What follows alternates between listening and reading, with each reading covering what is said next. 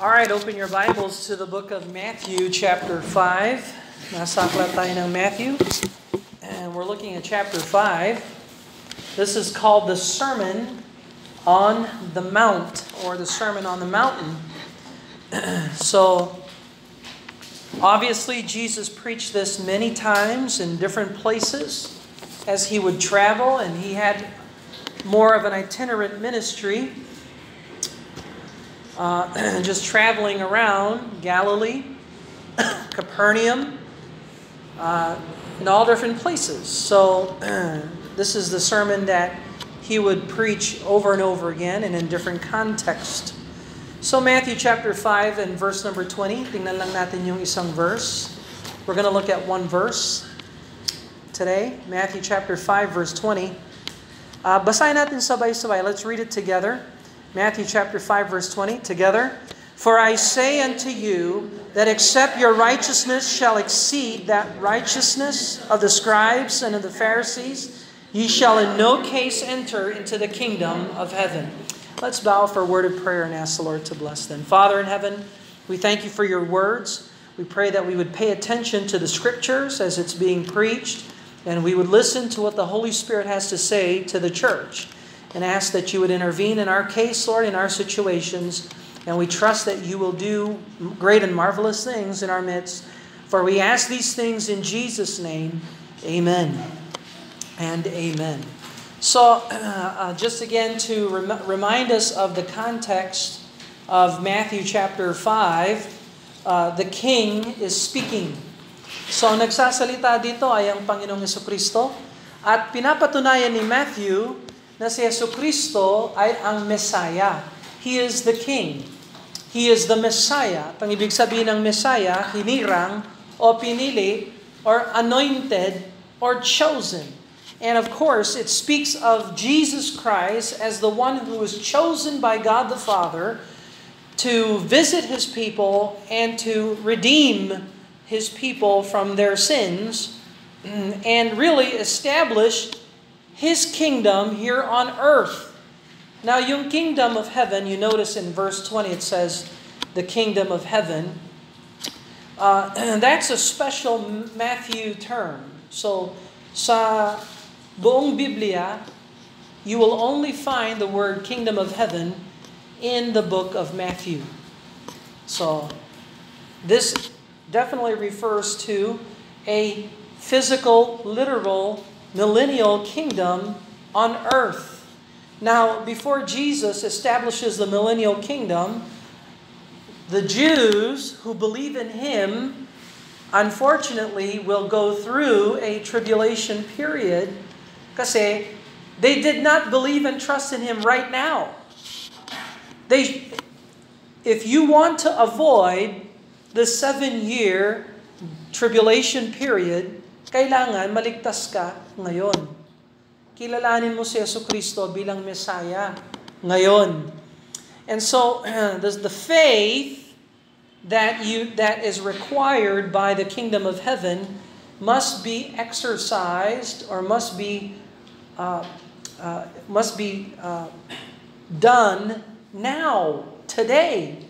Kasi kung maghihintay ka na magpa-save mamaya or sa susunod or sa future na lang, hindi naman guaranteed, walang guaranteed. Ang pagpasok ng tribulation period ay susunod yun pagkatapos ng rapture ng mga believers. So, sa programa ng Panginoon, meron siyang mga Hudyo na save, ngayon, sasama sila sa rapture.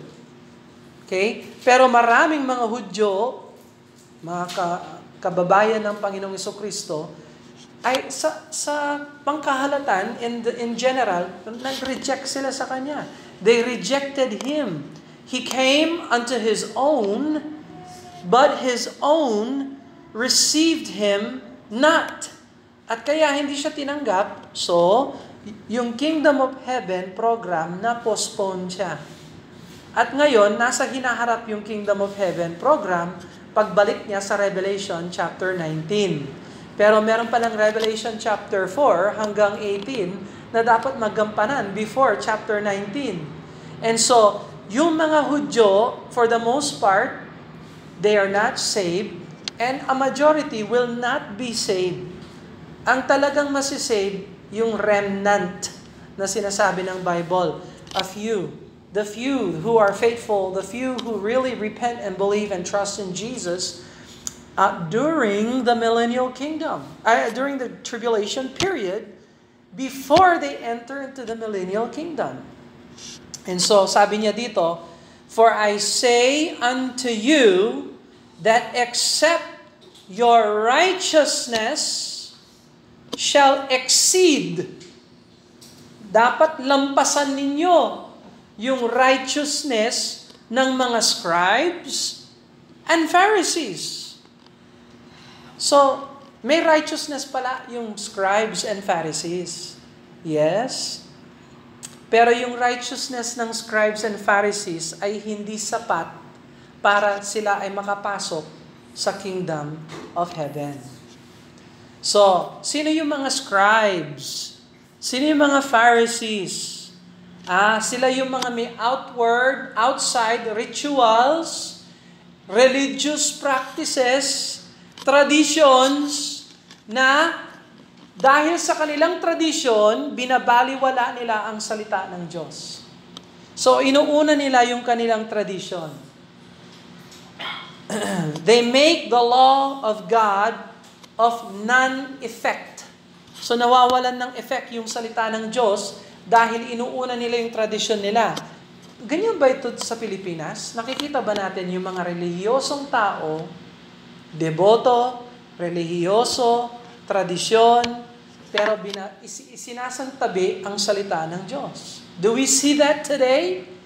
Yes, we do. Ang daming mga tao relihiyoso pero hindi ligtas. Ang kanilang righteousness ay panlabas lamang at hindi buo at hindi katanggap-tanggap sa Diyos. Religious but lost. Ayan ang bansang Pilipinas. At hindi lang Pilipinas, ganon din sa US. Actually, mas maraming relihiyoso sa Pinas kaysa sa US. Pababa na ang statistic ng mananampalataya sa US. Pabagsak na. Aakyat na dyan yung atheism, secularism ngayon ang napakalaki, napakalakas ng secularism. Ano yung, Brother Bill, yung secularism? Alisin ang Bible, alisin ang prayer, alisin ang Diyos, burahin natin ang Diyos sa lipunan. Kasi ang tao ang namamahala, therefore, ang standard ay sa tao lang. Man is the measure of society and everything. So yan ang isip ng secularista. Okay, hindi tayo religious, we are secularists. Yan ang utak ngayon ng US. Pero sa Pilipinas, malakas pa rin ang religion. Pero walang kwenta ang religion kung panlabas lamang ang religion or hindi biblical ang righteousness. So ano ibig sabihin ng righteousness? Pagiging iniaring ganap o pagiging matuwid. Inilalagay ka sa matuwid na pamamaraan o pakikiisa o pakikisama sa Diyos. So, verse 20 provides the reason why Jesus' disciples are not to follow the scribes and the Pharisees. So the scribes, yan yung mga tao na, kumbaga, abogado sila sa Old Testament scriptures. Sila ang mga nagsusulat at ng mga kopya ng mga scriptures para ma-preserve yung mga scriptures. So, biro mo, salita ng Diyos ang hinahawak nila, pero yung salita ng Diyos ay walang ugat sa kanilang puso. You see? They are involved in the words of God on the outside, the external. At kung alam mo yung buhay ng scribe, sila ay napaka-meticulous. Anong meticulous sa Tagalog? Meticuloso? Parang Spanish na yun. Meticulous. Sila ay masusing, nagsusuri, ng maliliit na bagay. Natatanda ninyo yung Hebrew alphabets? Nakita nyo na yung Hebrew alphabets kung gaano kaliit yung mga tuldok na yon na kailangan mo ng magnifying glass halos? So, scribes deal with the copying of the law of Moses. And yet, the law did not take root in their hearts. It's just the exterior. Trabaho lang. Huwag mong personalan ito. Trabaho lang ito. Na akong kokopya ng mga salita ng Panginoong Diyos.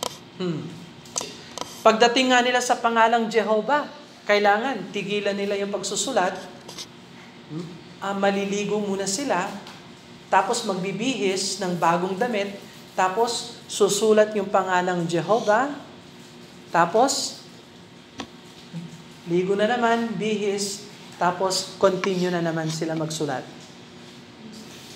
Kaya, nung na-discover, nung kamakailan lang, yung Dead Sea Scrolls na pinaghirapan ng mga scribes, yung Book of Isaiah ng Masoretic Hebrew text ay tumpak sa Dead Sea Scrolls na na-discover sa Qumran Cave, kamakailan lang.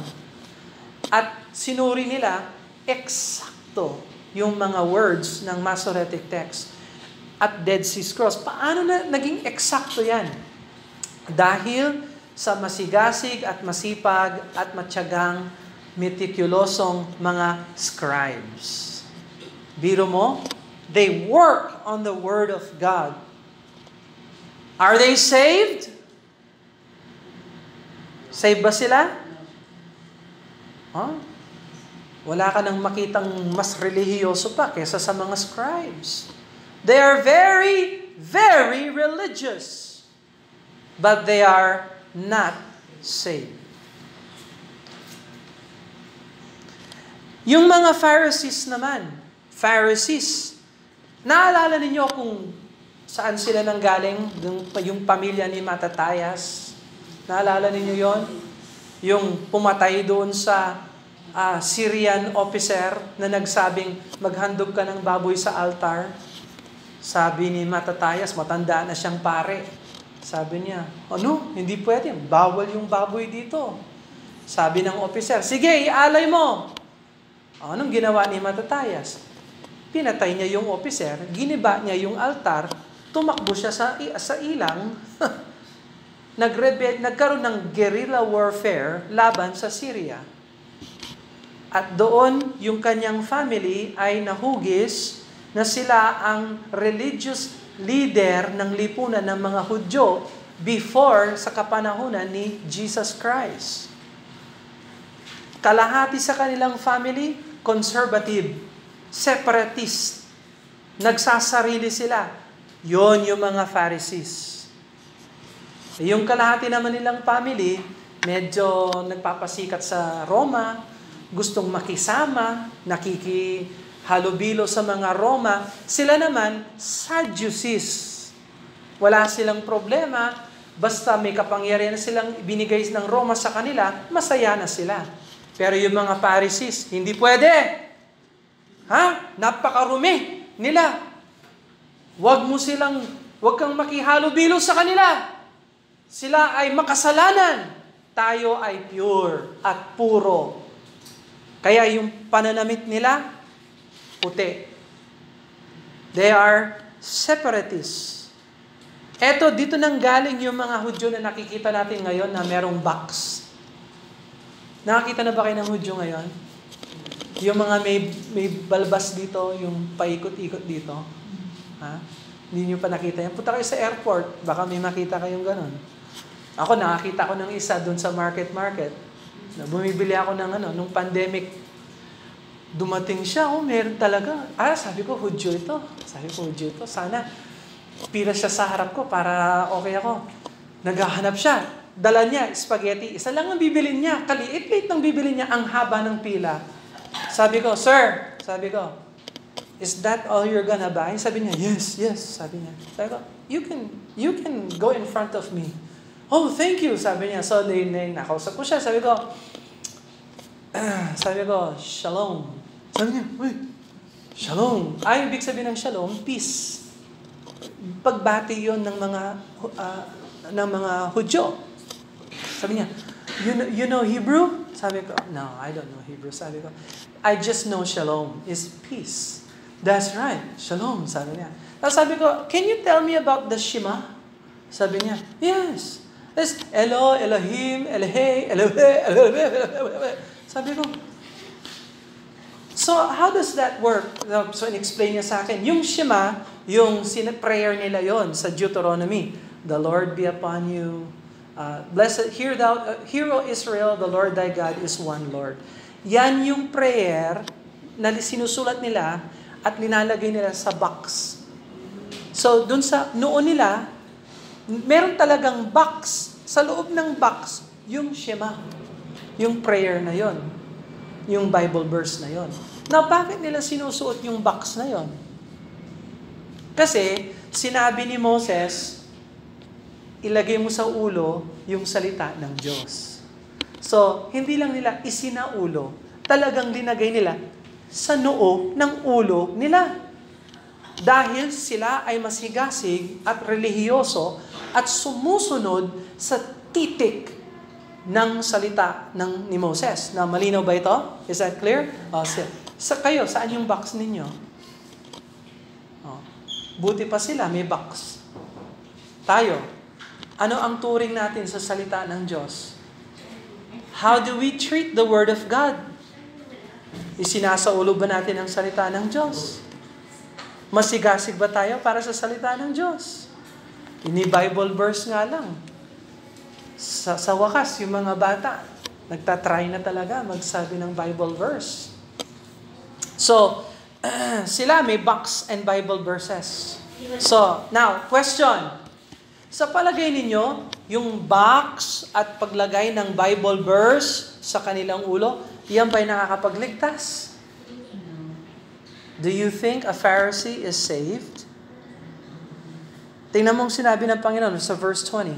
For I say unto you that except your righteousness shall exceed. So ano ibig sabihin ng exceed?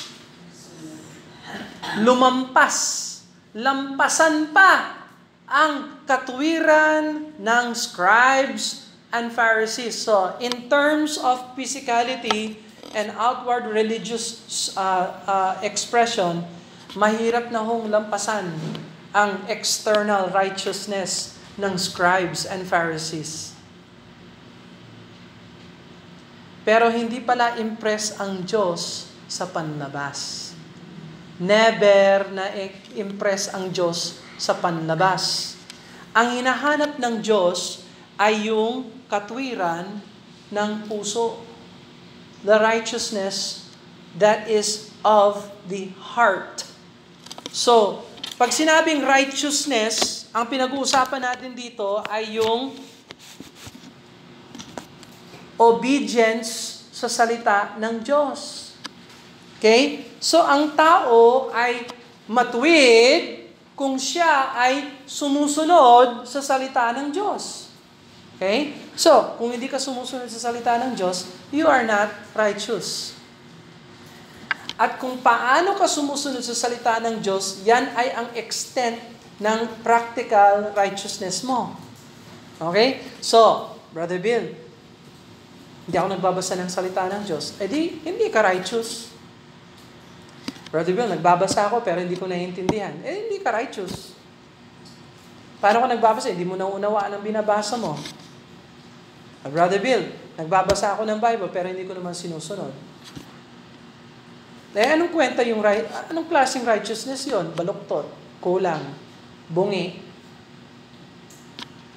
So, yan ang righteousness ng mga Pharisees, religious leaders, and scribes. Isa sa mga sikat na Pharisee ng New Testament ay si Apostle Paul. Siya ay Pharisee ng mga Pharisees. Tingnan mo ang Philippians chapter 3. Go to Philippians chapter 3. Just as an example, Philippians chapter 3. Philippians chapter 3 and verse number 6. Tingnan mo ang sabi ni Paul. Philippians chapter 3 verse 6. Concerning zeal, patungkol naman sa pagiging masigasig. Concerning zeal, persecuting the church. Nung hindi pa ako saved, inusig ko ang simbahan. Mang-uusig ako ng simbahan. Touching righteousness, that's external, outward righteousness, which is in the law, ano raw? Blameless. So anong ibig sabihin ng blameless? Walang kapintasan. Wow! So pag in-examine mo yung buhay ni Paul, wala kang masisilip sa kanya na kulang siya sa kabanalan o sa pagiging matuwid ayon sa external ng batas ng Diyos. So, ibig sabihin, ligtas ba at matuwid si Paul nung kapanahunan na yon? No! See, yung righteousness niya, righteousness lang ng Pharisee. Panlabas. External. Tingnan mo ang verse 9. Verse 9. And be found in Him. Nung tinanggap ko si Jesus Christ, yung pwesto ko, hindi na ako sa lipunan, hindi na ako sa mundong ito. Ako ngayon ay na kay Kristo. I am in Him. Ikaw, na kay Kristo ka na ba? I hope so. Verse 9, be found in Him, not having mine own righteousness, which is of the law. So yung righteousness ko lang pala, hanggang batas lang. External. Kulang. But that righteousness which is through the faith of Christ, the righteousness which is of God by faith. Oh, so nakamtan pala ni Paul yung righteousness na lumalampas sa righteousness ng mga scribes and Pharisees. Saan niya natagpuan yon? Through God, through faith in Him, in Christ. Okay, so, balik tayo sa Matthew chapter 5 verse 20. So, sabi ng Bible, for I say unto you, sinong nagsasalita? Yung King, si Jesus Christ. I say unto you. At yung mga susunod na pag-aaralan natin sa Matthew, chapter 5, tingnan mo yung Matthew chapter 5. So, nasa verse 20 tayo. Yung 21 hanggang 48. Marami siyang sasabihin. But I say unto you. But I say unto you.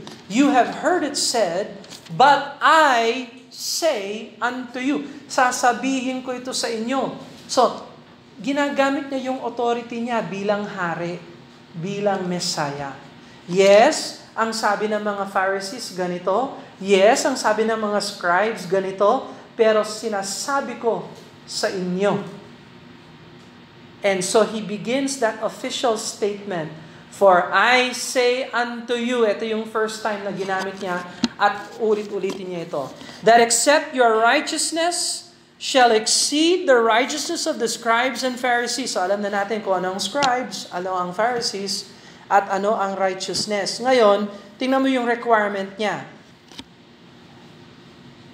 Except your righteousness shall exceed. Lampasan. So, required ba ng Diyos yung perfect obedience? Required ba yan ng Diyos? Perfect obedience? Required ba yun o hindi? Does God require perfect obedience? Yes, He requires perfect obedience. That's why He gave us the law. What good is the law if you don't obey it? So the law is given because God expects perfect obedience. Now let me ask you a question. Is there anybody here who can obey the law to perfect obedience? Meron bang isang tao dito? Meron ba?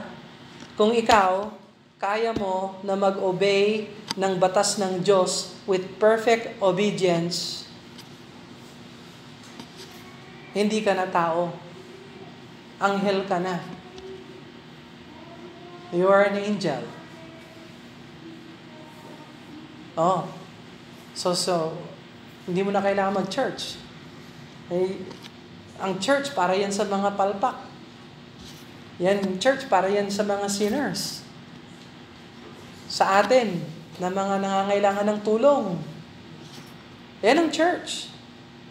Pero kung kaya mo na sumunod sa Diyos with perfect obedience, ayan, lulutang ka na.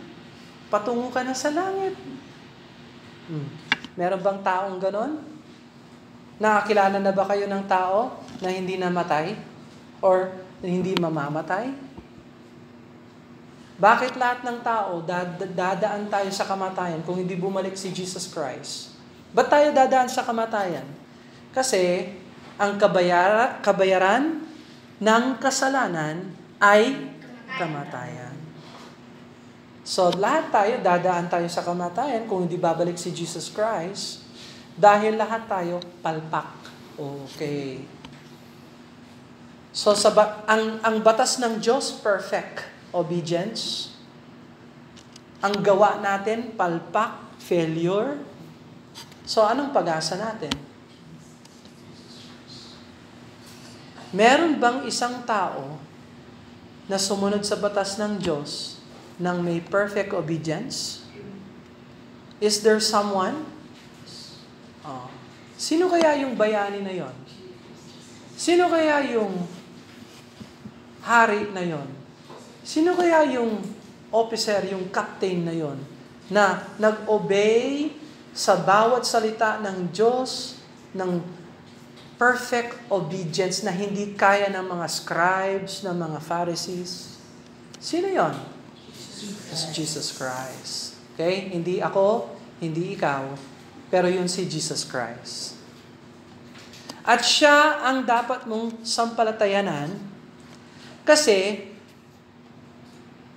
kung inaamin mo na ikaw ay makasalanan at talikuran mo yung sarili mong pamamaraan, sarili mong paniniwala, sarili mong filosofiya, sarili mong gawa, sarili mong relihiyon, sarili mong tradisyon, talikuran mo yan at tanggapin mo si Jesus Christ, mapapasa iyo ang kanyang righteousness. At ang righteousness ni Kristo ay 100% perfect obedience.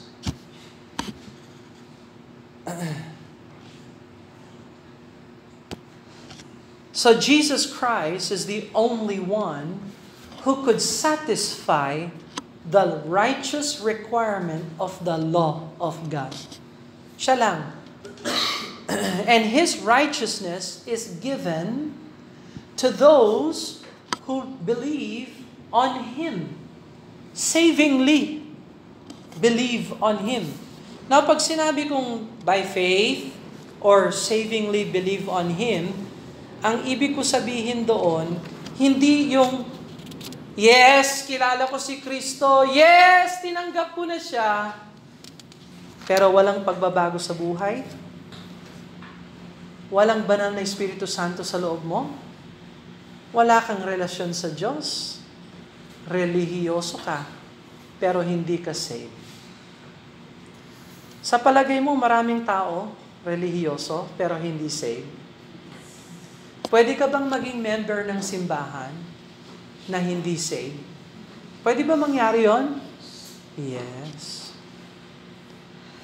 Kahit na gaano kalinaw ang pagtuturo at pangangaral ng salita ng Diyos, dahil sa sumpa ng kasalanan sa puso ng tao, maaari pa rin ang tao ay kasapi sa simbahan o iglesia pero hindi tunay na saved.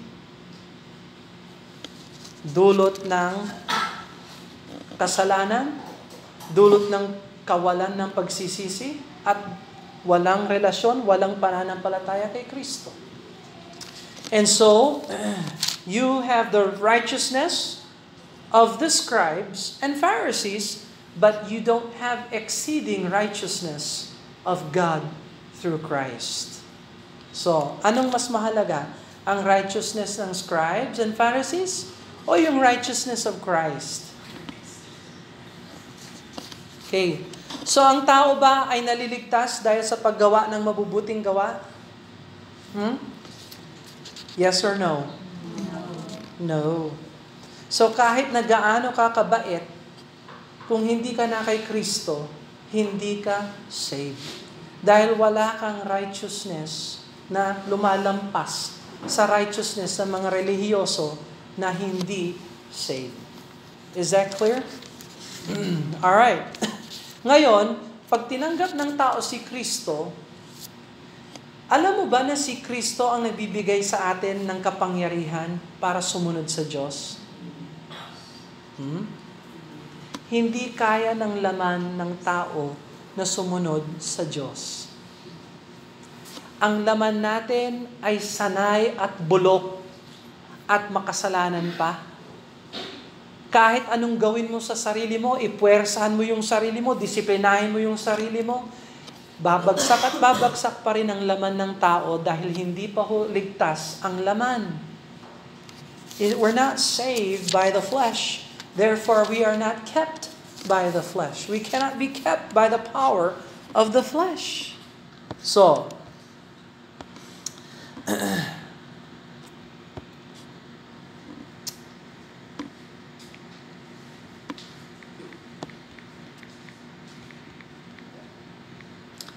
tingnan mo ang, let's see, go to 2 Corinthians chapter 5 and verse 21.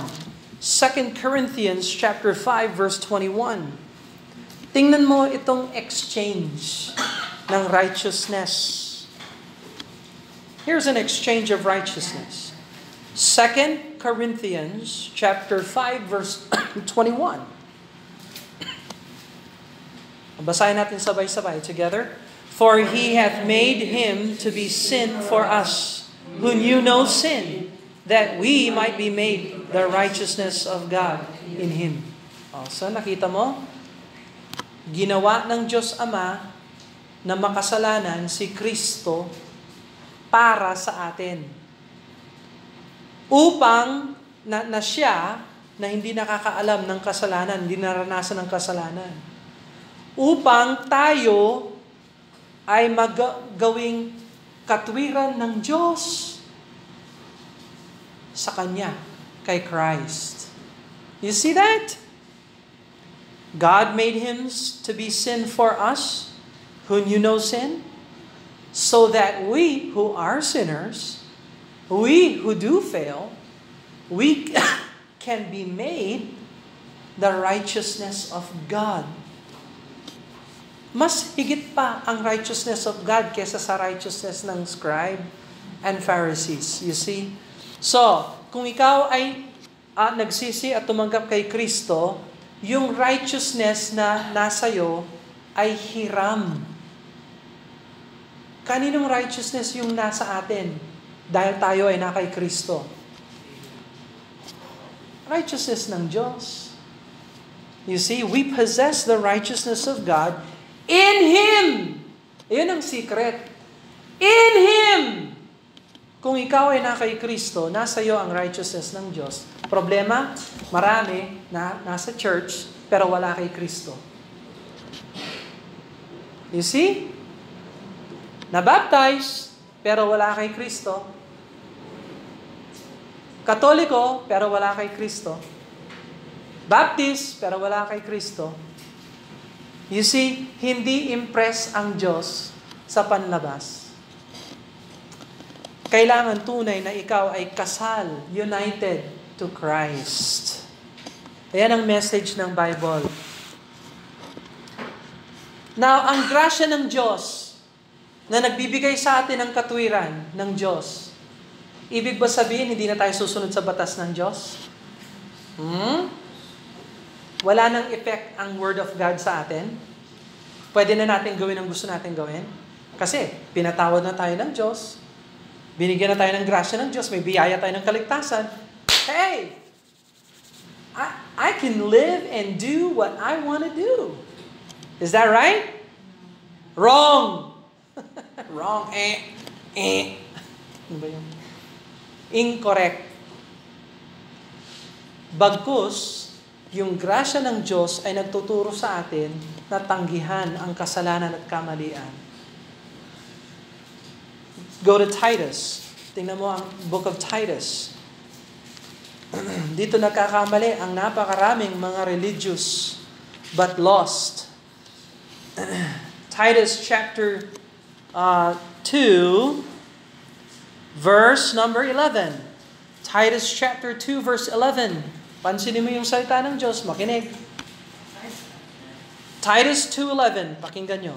For the grace of God, ang grasya ng Diyos, that bringeth salvation, na nagdala ng kaligtasan, o nagdadala ng kaligtasan, hath appeared to all men, ay naihayag sa lahat ng tao.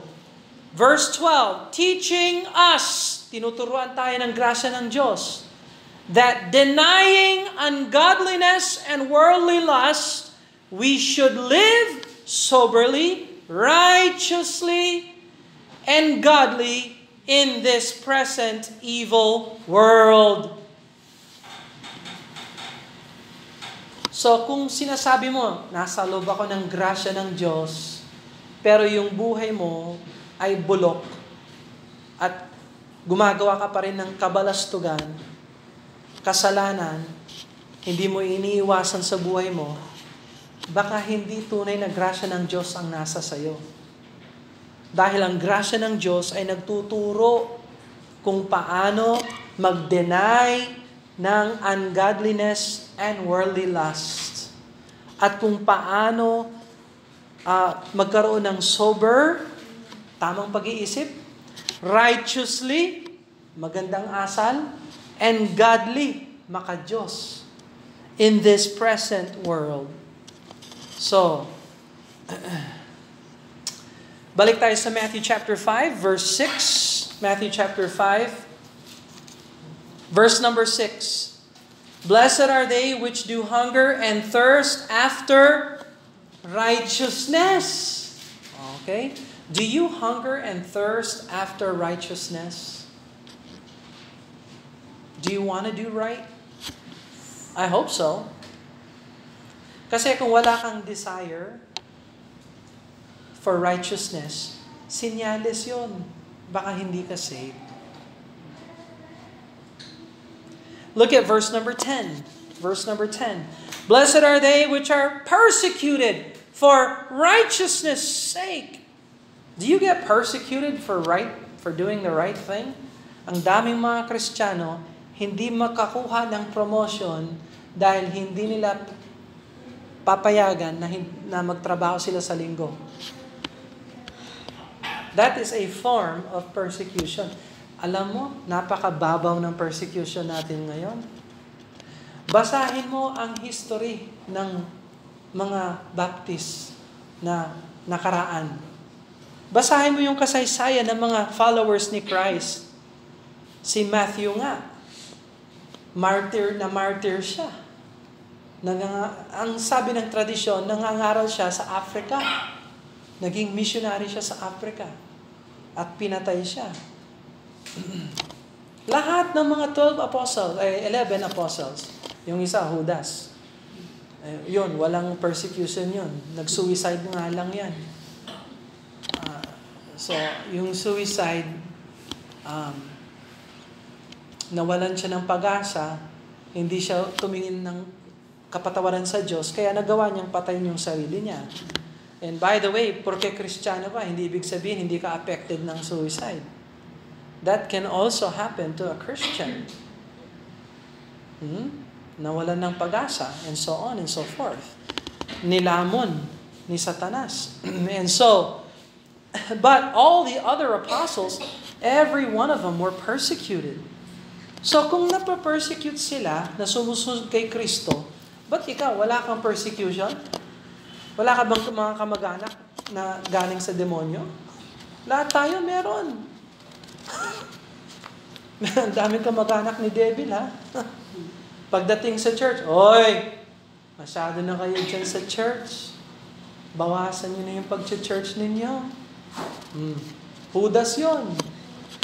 Mga nagsasabi ng ganon. May mga sungay yun. Lumalabas lang sa gabi. Hindi, biro lang. I'm just saying.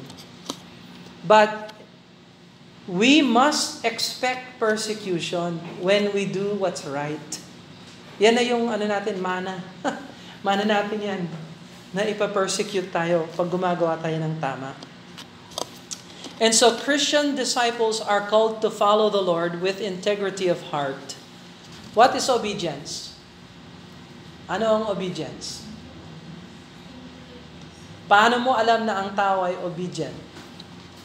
Ano ang tatlong katangian ng obedience? Did you know obedience has 3 character traits? Obedience is doing what you are told to do immediately, completely, and sweetly. Yan ang obedience. Pag sinabi sa'yo ng magulang, labas mo yung basura. You take out the trash. If you only take partial trash, kalahati lang yung basura na ilalabas mo, obedience ba yon? Hindi, kasi sinabi, lahat ng basura, ilabas. Kung bahagi lang ang linabas mo, hindi obedience yon. That is not complete. Kung naghintay ka, bukas ko na lang gagawin. Umalis na yung basurero. That is late. Obedience ba yon? No, dapat yung oras na sinabi sa'yo, ilabas mo yung basura, nilabas mo na yung basura, yun, sa oras na yon. That is immediately. So, immediately, completely, meron palang pangatlo. Sweetly. Ano yung sweetly? Tayo naman! Nay naman! Lapas na naman ng basura! Itong basura na ito kasi! Wag na kasi kayong magbasura! Yan na! Nilapas ko na yung basura! Araw-araw! Kasi araw-araw! Basura na yung nakakainis. Tanong, sweetly ba yun? Obedience ba yun? Okay? So, tandaan niyo yung tatlong marka ng obedience, ha? Immediately, completely, sweetly. So, sabi ng Panginoon, mag-church tayo. Yung pag-church niyo sa hapon lang, is that obedience? Bakit hindi obedience yon? Kasi hindi siya complete. Hindi siya complete. Ano yung complete? Sunday school, Sunday morning, Sunday afternoon. Complete ba yon? Yes. Ba't ang daming tao sa umaga, sa hapon, tayo-tayo lang? Huwag na mo nang problemahin yung iba. Basta ikaw, alam mo yung tama, gawin mo yung tama, i-bless ka ng Diyos. Okay? Yung mga tameme na ayaw gumawa ng tama, sasagot na lang sila sa Diyos. Hindi ko na problema yon. Lalo na, I'm preaching and teaching. Now, kung hindi ko sinabi ito sa inyo, pagdating natin sa judgment seat ng Panginoon, haharap ka sa Diyos, sasabihin ng Diyos, bakit hindi ka completely? Hindi mo masasabi kasi yung tameme naming missionary, hindi kami tinuruan. Hindi niya sinabi, kailangan pala complete. Hindi niyo na masasabi yun ngayon. Is that correct? Alright. Get it right. Get it right. So, God wants complete obedience. Yung araw ba ng Panginoon, complete o hindi complete? May AM, may PM. Tama? Okay. So, yung iba sa inyo, kailangan mag-adjust. I-adjust ninyo habang wala pa yung judgment seat of Christ. Para pagharap ninyo sa Diyos, masasabi niyo, Lord, hindi naman ako perfect, pero nag-try talaga ako. O, tingnan mo yung attendance ko. Medyo palpak ng konti dito, pero nung narinig ko yung message ng Matthew 5:20, nagdesisyon ako. Magko-commit talaga ako sa Panginoon. Nagbago yung buhay ko. Yun, magiging kasiyahan sa langit. Hindi sa lupa, dito, magdusa ka. Doon sa langit, yung blessing. Yung millennial kingdom, 1,000 years. Yung buhay mo dito, what? 70 years. Kung pagpalain ng Diyos, 80. Yung iba, extra bonus points. So, pagpapalit mo ba yung 1,000 years sa 70 years? No, maglingkod ka na sa Diyos ngayon. So, completely, immediately. Ano yung immediately? Huwag ka na maghintay. Brother Bill, bata pa ako hindi ako makapag-church kasi bata pa ako. Bata ako. Sa kanila ako maglilingkod kapag nag-graduate ako sa pag-aaral. Pag nag-graduate ako, hindi pa ako makapaglingkod kasi magpapakasal ako. Pag may asawa na ako, doon ako maglilingkod. Pwede ako na maglingkod sa Diyos. Brother Bill, may anak kami. Yung anak namin, hindi naman yan mapakali. Kaya kailangan sa umaga lang. Sa tanghali, wala na. Hintayin na lang natin lumaki yung bata. Pag lumabas na yan sa bahay, doon ako maglilingkod. Brother Bill, matanda na ako. Wala na akong sigla, wala na akong ngipin. Paano ako maglilingkod ngayon? You see? Hindi immediate yung obedience mo. Walang perfect time para maglingkod sa Panginoon, maliban lang ngayon. At kung hindi ka marunong maglingkod ngayon, hindi ka darating sa time na maglilingkod ka. Kung hindi mo binibigyang halaga ang salita ng Diyos ngayon, hindi mo bibigyan ng halaga ang salita ng Diyos mamaya. Walang nag-graduate na may pakpak. Walang level up. Pagdating ko sa particular na edad, level up na ako. Anong level up? Walang super Christian. Lahat tayo dapat nagpapatuloy. Immediately. Okay, so, meron kang katotohanan na natutunan sa salita ng Diyos. Kailan mo dapat ilagay sa buhay yung katotohanan na nakikita mo sa salita ng Diyos, na natutunan mo sa salita ng Diyos? When you are taught biblical truth, when do you incorporate biblical truth into your life? Now or later? Now. Nung na-save ka now or later? Di bakit yung sanctification? Later. Gusto mo salvation? Now. Pero yung sanctification? Later. No, God wants you to obey Him immediately. Immediate. So natuklasan ko sa salita ng Diyos. Gusto pala ako ng Diyos na magsimba buong linggo. So next Sunday, pagsisikapan ko na mag-church. Sunday school, Sunday morning, Sunday afternoon. No. Are you going to obey immediately? O baka, stop. May schedule ako. May schedule kasi ako Yung parang bumaba sa ulap yung schedule. Pag-gising ko, may schedule ako. Schedule. Brother Bill, may schedule ako. Hindi ako makapag-church kasi may schedule ako. Itong schedule, parang lumitaw, galing sa ulap. No. Lahat tayo na maglilingkod sa Panginoon, nagdedesisyon tayo. Na kapag yung telephone nag-text, anong gagawin mo sa linggo? Party tayo. Hindi. Party tayo pagkatapos ng church.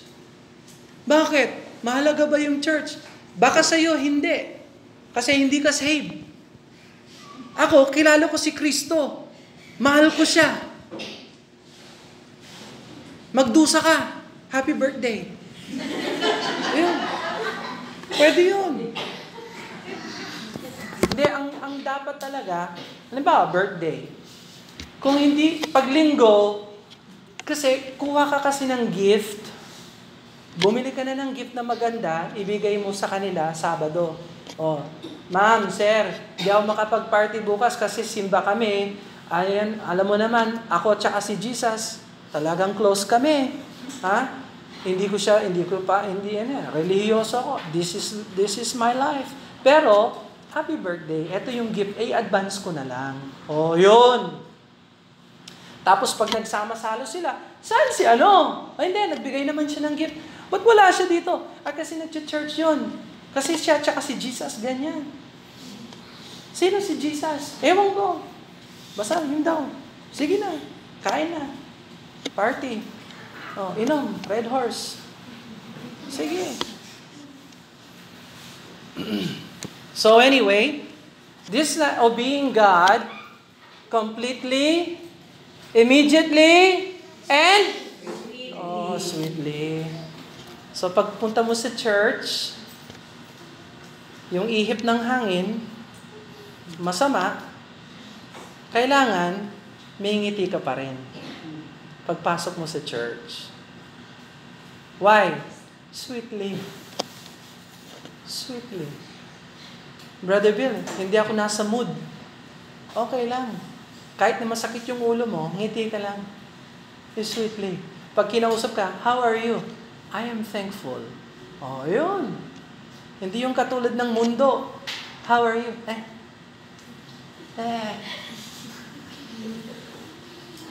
Ha? Ano nangyari sa'yo?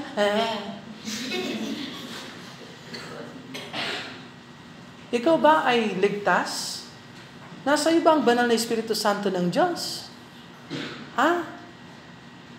Oo. O di ba't yung mukha mo, hindi mo inform?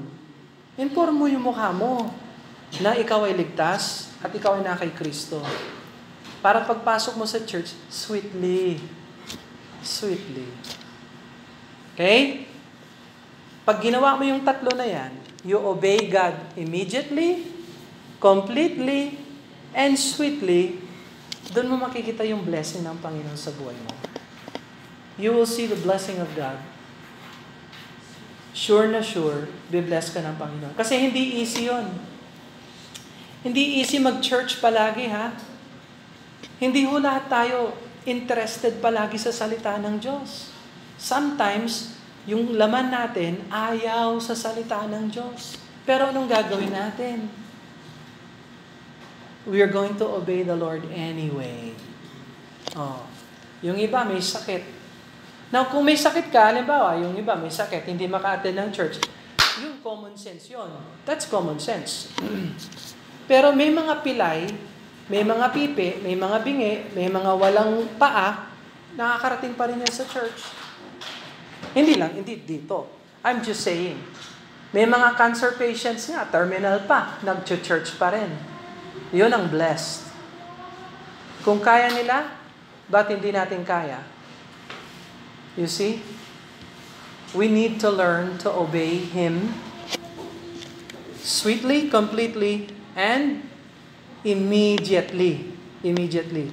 So, require ba ng Diyos yung perfect obedience? Yes. Okay? So, saan natin matatagpuan yung perfect obedience? Kay Kristo, hindi sa sarili natin. Okay? Pag tinanggap natin si Kristo, pwede tayong humingi sa Kanya ng lakas para sumunod sa Panginoon. Is that clear? So, meron bang utos ang Panginoon na mabigat na hindi natin kayang gawin? Meron ba? Wala. Lahat ng requirement ng Panginoon kaya natin kung gugustuhin natin.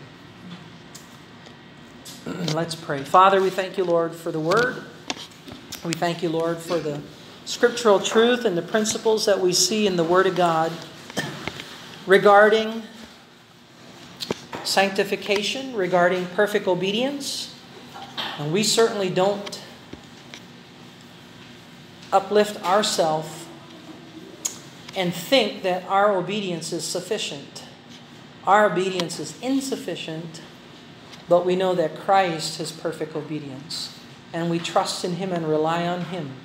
And we ask you, Lord, to convict us of our sin and for us to make decisions to obey you immediately, completely, and sweetly. We pray these things in Jesus' name. Amen. Habang nakayuko ang ulo, nakapikit ang mata, Brother Bill, meron mga bagay sa buhay ko na kailangan kong isurrender sa Panginoon. Kung tulungan ako ng Diyos, I will obey Him completely, sweetly, and immediately. If the Lord would help me, kung tulungan ako ng Diyos, bigyan ako ng grasya, nais kong maglingkod sa Panginoon ng paraan na magbibigay sa Kanya ng kaluwalhatian. Kaibigan ko ikaw, pakitaas ang kamay, papray ka namin. We'll pray for you. God bless you. That's good. Ang mapakumbaba ay may grasya sa Diyos. God bless you. That's good. Meron ba magsasabi, Brother Bill, hindi ako sure na ako ay saved, ako ay born again. Wala akong relasyon sa Diyos. Napakalayo ko sa Diyos. Pero gusto kong tanggapin si Jesus Christ sa aking buhay. Kaibigan kung ikaw yung pakitaas ng kamay, pag-pray ka namin. Alright, very good. Let's pray. Father, you see the hands, you know the hearts. I pray the Holy Spirit of God would teach us, Lord, to walk with you and that we would obey you in a way that pleases you through the power of the Holy Spirit of God. We ask these things in Jesus' name. Amen and amen. God bless you. You are dismissed.